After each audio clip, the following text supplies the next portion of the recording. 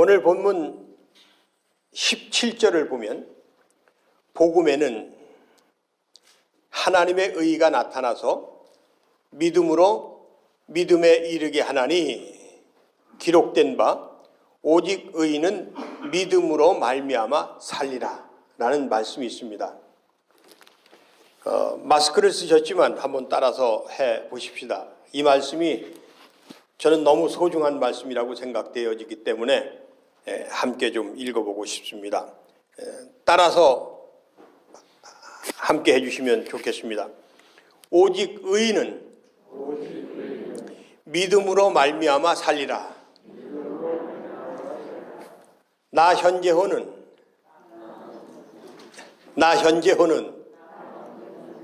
오직 믿음으로 살리라. 아멘. 그렇습니다.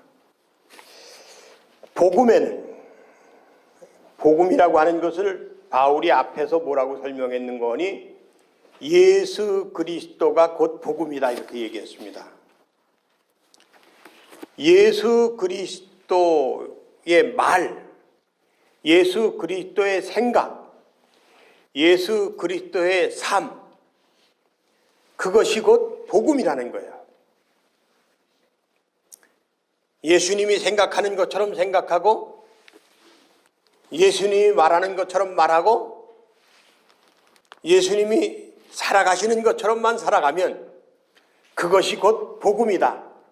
그것이 곧 기쁜 소식이다. 그것이 곧 축복이다. 그것이 곧 은혜다. 그것이 곧 은총이다. 그런 얘기입니다. 그러므로 오늘 말씀을 통해서 다시 한번 우리의 마음속에 그래, 나 현재호는 오직 믿음으로만 살아가는 사람이야 라고 하는 그런 마음에 자기 확신이 여러분에게 있게 되기를 간절히 축원합니다. 세상을 산다는 것이 쉽지 않습니다. 어려운 일이 참 많습니다. 뜻밖의 일들이 많습니다. 뭐 이런 일이 있나 싶을 때가 있습니다. 갑자기 생각지도 않았던 병이 찾아와서 내 몸을 엉망진창으로 만들어 놓고 짓밟고 못 살게 할 때가 있습니다. 내가 잘못한 건 아닌데 경제적인 어려움이 닥쳐와서 어떻게 살아야 할지 앞이 깜깜하고 막막할 때가 있습니다. 모든 일상사가 우리에게는 마치 징검다리를 건너가는 것 같은, 외주를 타는 것 같은, 살아오는 판을 딛는 것 같은 그런 위기와 두려움의 연속이기도 합니다. 그런 삶 속에서 믿음을 가지고 산다고 하는 것, 그것은 두 가지 의미가 있습니다. 첫째는 어떤 경우라도 나는 예수 그리스도처럼 살 거야 라고 하는 것입니다.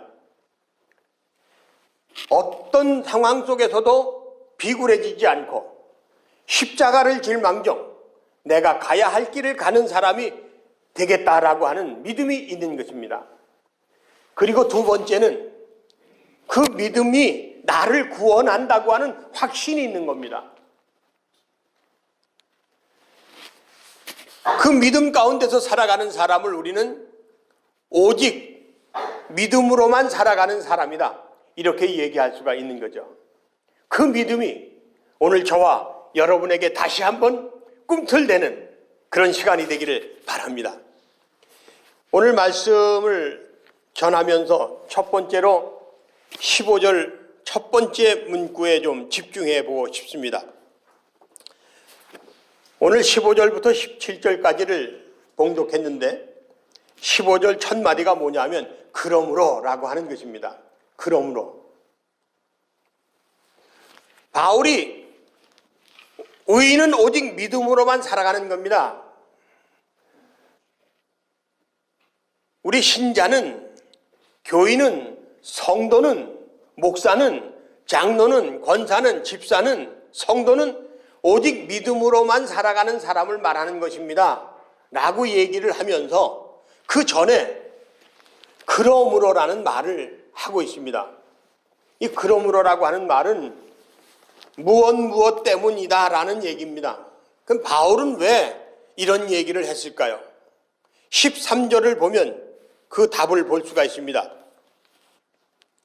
형제들아, 내가 여러 번 너희에게 가고자 한 것을 너희가 모르기를 원하지 아니하노니 이는 너희 중에서도 다른 이방인 중에서도와 같이 열매를 맺게 하려 함이로되 지금까지 길이 막혔도다. 헬라인이나 야만인이나 지혜 있는 자나 어리석은 자에게 다 내가 빚진 자라라는 말을 하고 있습니다. 내가 여러분에게 가고 싶지만 그 가야 할 길이 막혀서 아직 못 가고 있는데, 그래도 내가 가려고 하는 것은 무엇 때문이냐? 내가 여러분에게 빚을 진 사람이기 때문에 그 빚을 갚으러 가는 겁니다 라는 얘기를 하고 있는 거예요. 다시 말하면 바울은 로마 교회에 있는 교인들에게 가서 예수 그리스도에게 대한 이야기를 하려고 하는데, 그 이유가 뭐냐? 내가 빚을 갚기 위해서라는 거예요. 도대체 무슨 빚을 졌길래 그들에게 가서 예수 그리스도를 전하지 않으면 안 된다고 얘기하는 것이냐? 그리고 그렇게까지 이야기하는 이유가 뭐냐? 그랬을 때 바울이 로마에 간다고 하는 것은 결코 만만한 일이 아니다 라고 하는 것을 먼저 우리가 알아야 됩니다. 비행기표를 사가지고서 내일 이제 공항에 가가지고서 체크를 하고 내가 말레이시아를 가겠다, 필리핀을 갔다 오겠다, 뭐 로마 여행을 갔다 오겠다. 그건 누구든지 할 수 있는 일입니다. 그건 신나는 일이고 재미있는 일입니다. 그렇지만 이 시대에 바울이 다른 것도 아니고 예수 그리스도가 하나님의 아들이시여 예수 그리스도를 믿는 것이 우리가 구원을 얻는 것이다 라고 하는 이야기를 하기 위해서 로마에 간다고 하는 얘기는 목숨을 걸고 가는 겁니다. 자기 목숨을 내놓지 않고는 할 수 없는 일입니다. 왜냐하면 유대인들이 유대인의 율법 안에 구원이 있다고 얘기하는데, 그 유대교에서 태어나서 자란 이 바울이 유대교에는 구원이 없다, 율법에는 구원이 없다, 구원은 오직 예수 그리스도에게만 있다, 예수 그리스도가 하나님의 아들이시다, 이런 얘기를 하게 되니까 유대인에게 반감을 얻게 되고 표적이 되고 적이 되는 거예요. 그리고 그 유대인들과 함께 한 통속으로 놀아나는 권력을 가진 세계의 권력의 중심이라고 하는 로마의 주목을 받게 되는 거예요. 미움을 받게 되는 겁니다. 그리고 있어서는 안 될 존재가 되는 겁니다. 그러니까 바울이 복음을 전하러 로마에 간다고 하는 것은 목숨을 걸고 가는 거예요. 그런데도 내가 가려고 하는 이유가 뭐냐? 여러분에게 이 복음을 전하지 않으면 안 되는 빚을 졌다. 무슨 빚이냐? 내가 옛날에 예수 믿는 사람들을 핍박하고 탄압하고 잡아서 죽였던 사람이다. 여러분들을 내가 못 살게 굴던 사람이다. 여러분들이 믿는 예수가 잘못된 것이라고 얘기했던 것이다. 그런 사람이다 내가. 그러니 내가 그 빚을 갚기 위해서는 목숨을 걸고서라도 여러분에게 가서 이 복음을 전해면서 내 잘못을 내가 고백하고, 그리고 우리가 믿는 예수가 우리에게 구원을 가져다 주는 것이요, 우리가 믿는 예수가 우리에게 은혜의 주가 되는 것이고, 우리가 믿는 예수가 바로 우리의 생명이라고 하는 것을 내가 전해야 된다. 이제 그런 얘기가 여기 함축되어 있는 거예요. 그러니까 이 그러므로라고 하는 말이 굉장히 중요한 얘기가 되는 거죠.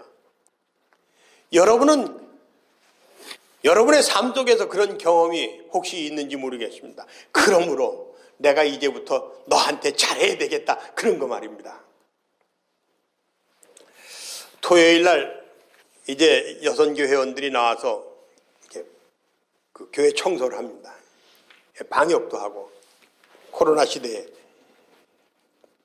이번 토요일 날은 남자분들이 좀 나오셔서 저 선교관 주변을 좀 정리를 하자 그랬는데 다들 바빠서 못 나오셨습니다. 이문영 권사님 혼자만 나오셨어요. 이문영 권사님 오해하지 말고 그냥 농담으로 들어주십시오. 권사님이 최고입니다. 근데 제가 목사님 근데 토요일 날 가서 할 일이 뭐죠? 그러시길래 거기 이쪽 길에서 내려가는 쪽으로 비가 오면 기념관에서 내려오는 물이 들이쳐가지고서 자꾸 흙이 파이니까 거기 흙이 글로 내려가지 않도록 좀 이렇게 뚝을 쌓아야 되겠습니다. 그랬어요. 이제 토요일 날 아침에 제가 조금 늦게 나갔습니다.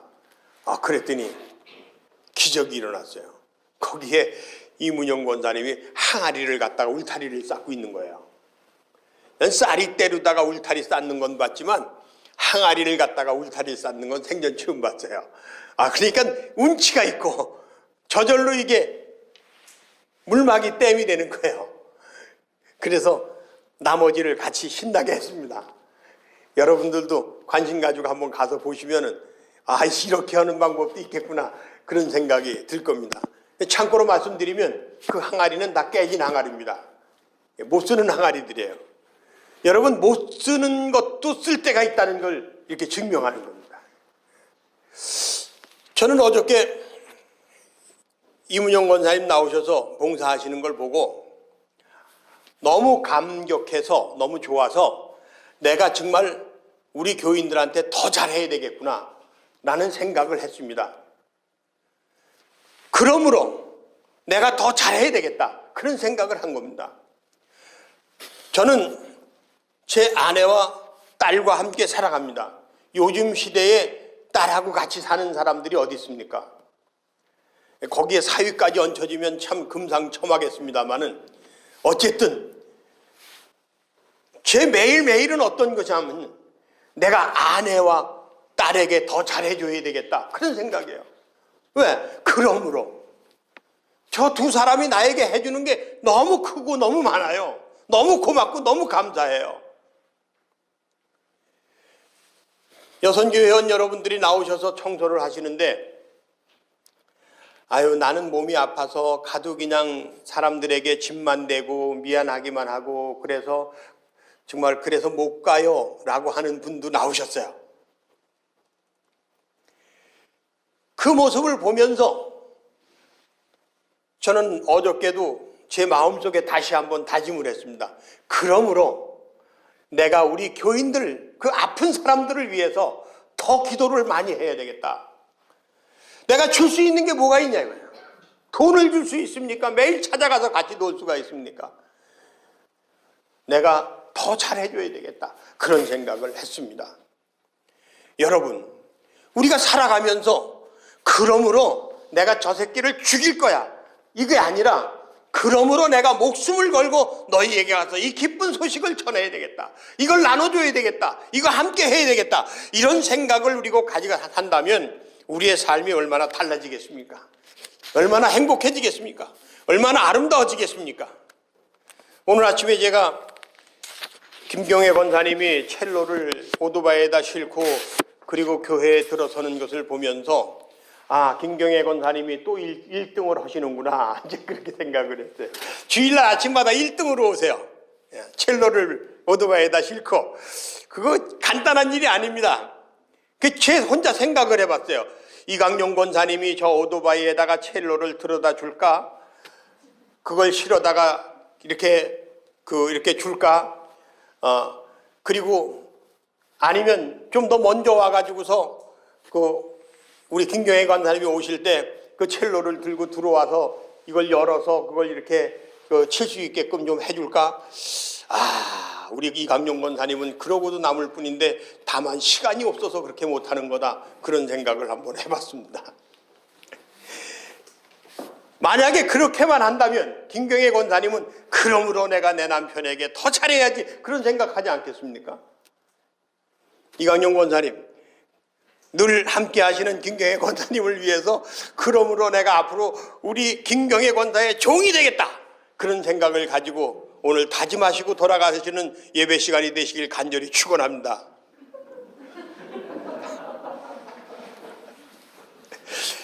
현실이 그렇지 못하더라도 절대 불평하지 말고 그냥 꿈이라도 꾸고 살자 이거예요. 두 번째 이야기입니다.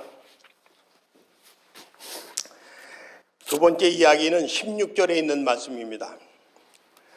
내가 복음을 부끄러워하지 아니하노니 하는 얘기입니다. 따라서 하십시다. 나는 내가 하는 일에 대해서 절대로 부끄러워하지 않고 살겠다. 어떤 사람은 참 부끄러운 일들을 많이 하게 됩니다. 어떤 사람은 부끄러운 일을 해놓고도 아주 뻔뻔하게 거짓말을 하고 뻔뻔하게 아주 미화해서 그 부끄러움을 피해가려고 하는 이런 사람들이 있어요. 여러분 죄송합니다. 제가 웬만하면 정치 얘기는 안 하는데 정치하는 사람 얘기를 하나 하겠습니다. 그렇다고 해서 다른 사람은 아니고 이 사람만 나쁘다는 게 아닙니다. 난 그 사람만 보면 정말 참 여기서는 또 반대로 그 사람만 보면 그냥 아주 그냥 좋아하는 사람도 있을 수 있겠지만 어쨌든 제 생각입니다. 그러니까 탓하지 마시고 그냥 이렇게 예화를 하나 들자고 하는 얘기니까.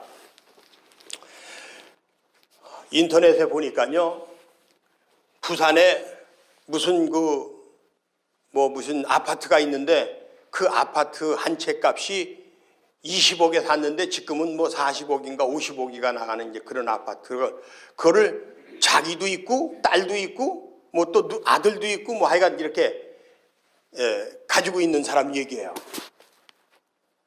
그런데 그 아파트 마당에 조형물, 우리 예수님 상처럼 그렇게 세계적인 유명한 작가가 만들었다는, 세로다가 꾸불텅하게 이렇게 그냥 무슨 굴러가듯이, 바퀴 굴러가듯이 이렇게 만들어서 크게 이렇게 해놓은 게 있어요. 그렇게 크지도 않아요. 근데 그거를 5억에 납품했대. 5억에. 나 그거 나보고 만들래도 만들 수 있을 것 같아요. 그런데 그걸 그 사람 부인이 팔아먹은 거라는 거야, 거기다가. 그러면서 그 사람이 하는 말이, 제가 너무 좀 서민들이 볼 때 좀 잘 살아서 미안합니다.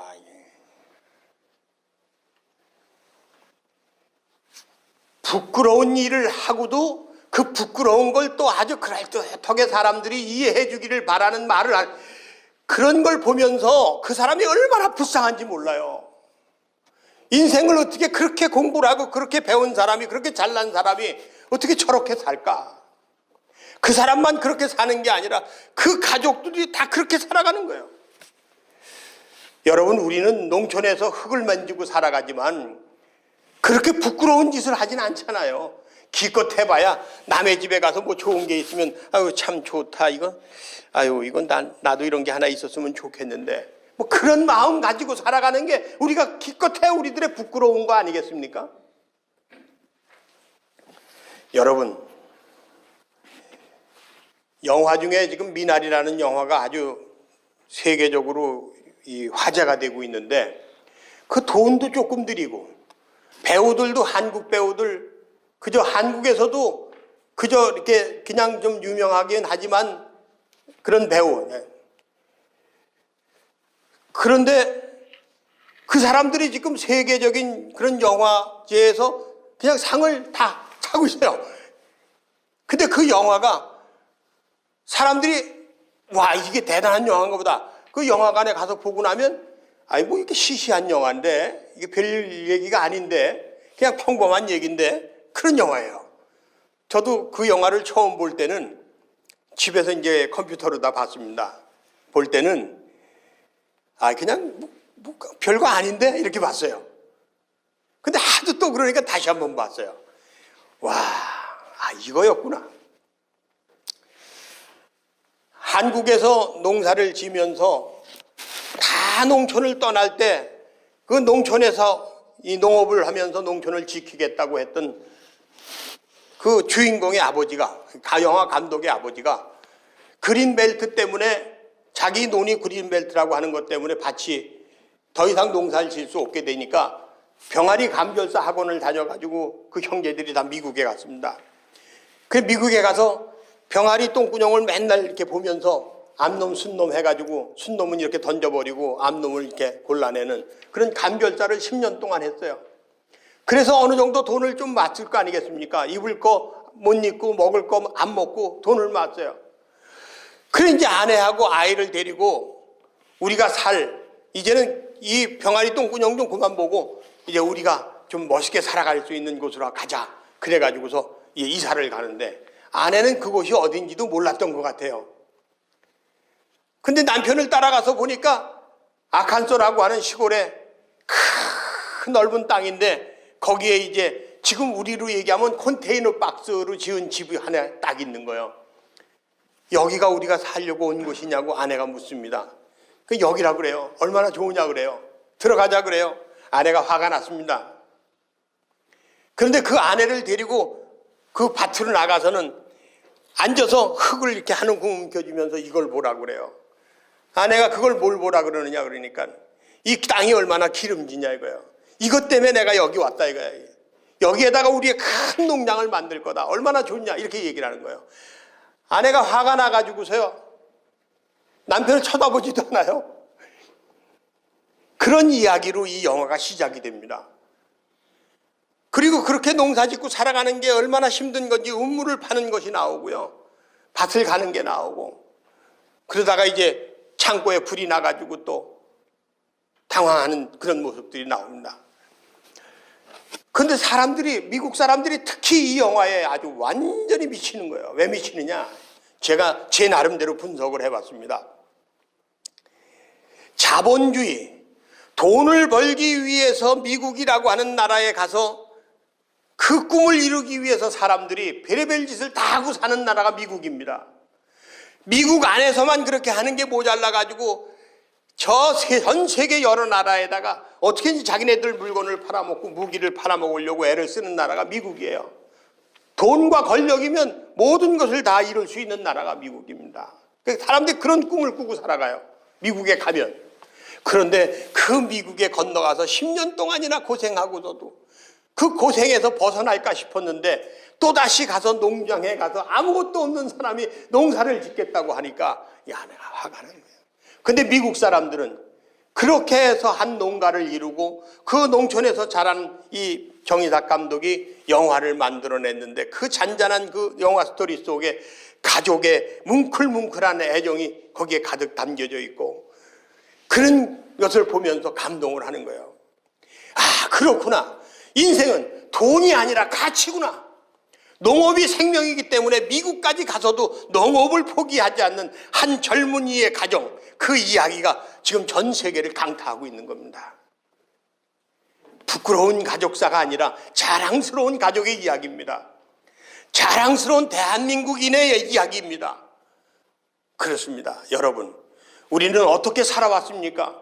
티격태격하면서 서로 잘났니 못났니 하면서 남편과 아내끼리도 서로 존중하고 배려하는 것이 아니라 서로 탓하면서 살아왔는지 모르지만 그럼에도 불구하고 우리는 도둑질하면서 살아온 것이 아니라 새벽부터 저녁까지 눈이 오나 비가 오나 바람이 부나 그 모든 자연과의 싸움 속에서 흙을 만지면서 자식들을 길러오고 그리고 먹고 살아오고 그리고 이만큼 살아왔지 않습니까? 여러분 그만하면 됐지 않습니까? 바울이 복음을 전하는 것이 결코 부끄럽지 않다. 내가 내 인생이 유대인의 가정에서 태어나서 그 율법을 배워서 장래가 촉망되는 사람이었고 앞으로 잘 나가서 사회적으로 정말 모든 사람의 존경과 부러움을 한 몸에 받고 살 만한 그런 위치에 있었지만 그 모든 것을 포기하고 이제는 목숨을 걸고 내가 예수 그리스도의 복음을 전하기 위해서 로마로 가고자 하는 것, 이게 나는 하나도 부끄럽지 않다. 왜냐하면 예수 그리스도의 삶을 전하는 것, 그리고 그 삶을 사는 것, 그것은 이 세상에서 가장 위대한 일이요, 가장 아름다운 일이요, 가장 행복한 일이기 때문에 그렇습니다. 그래서 부끄럽지 않다고 얘기하는 것입니다. 여러분, 우리는 농촌에서 살았습니다. 그리고 그 흙을 만지면서 자녀들을 길렀습니다. 자랑스러운 삶입니다. 거기에다가 우리는 예수 그리스도를 만났습니다. 그리고 못난 나를 예수 그리스도로 디자인하면서 예수를 닮기 위해서 애를 써왔습니다. 이런저런 불만도 불평도 있었지만 함께 하기 위해서 노력했습니다. 이거 아름다운 일 아닙니까? 이거 귀하고 소중한 일 아닙니까? 믿음 안에서 살아가는 귀한 삶으로 오늘까지 달려온 여러분의 삶이 부끄럽지 않은 삶이었다고 하는 사실을 기억하시기를 바랍니다. 마지막입니다. 17절 말씀을 소개하겠습니다. 복음에는 하나님의 의가 나타나서 믿음으로 믿음에 이르게 하나니, 복음에는 예수 그리스도에게는, 예수 그리스도를 믿고 살아가는 삶에는 믿음으로 믿음에 이르게 되는 더 큰 믿음이 생기는 은혜가 충만하기 때문에, 성령의 역사가 강하게 나타나기 때문에, 이제 나는 처음에는 아주 조그마한 믿음으로 시작했지만 이제는 나는 큰 믿음을 가지고 살아간다. 그런 고백을 이 바울이 하고 있는 겁니다. 그 얘기를 하기 위해서 로마로 가고자 하는 겁니다. 오직 의인은 믿음으로만 살리라. 여러분, 저도 역시 처음에는 믿음 이런 거 별로 없었습니다. 그냥 예수가 진짜고 예수의 말이 너무 좋고, 야, 이거 말고 또 다른 게 뭐가 있겠냐. 그러니까 난 이렇게 살자 그러고 살았습니다. 그런데 그렇게 살다 보니까 자꾸 좋은 일이 생기는 거예요.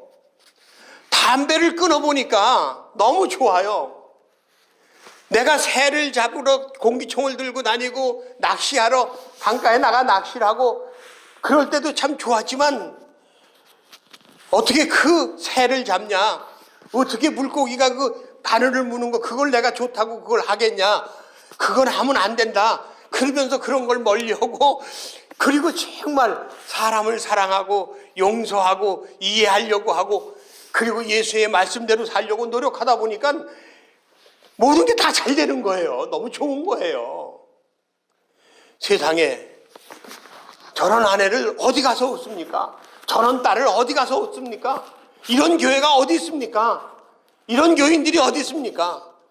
저는 조그마한 믿음으로 시작을 했는데 처음엔 믿음도 아니었어요. 그냥 이거구나라고 생각하는 것뿐이었죠. 그렇지만 그게 믿음이 되고 그 조그만 믿음이 더 큰 믿음이 되고 이제는 믿음으로만 살아가는, 하나님이 기뻐하시는 일이 아니면 쳐다도 보지 않는, 하나님이 기뻐하시는 일이 아니면, 길이 아니면 가지 않는 그런 삶으로 이렇게 살아가려고 노력하는 그런 자리에 와 있는 거죠. 어떻습니까, 여러분? 이게 복음 아니겠습니까? 이게 예수 믿는 거 아니겠습니까?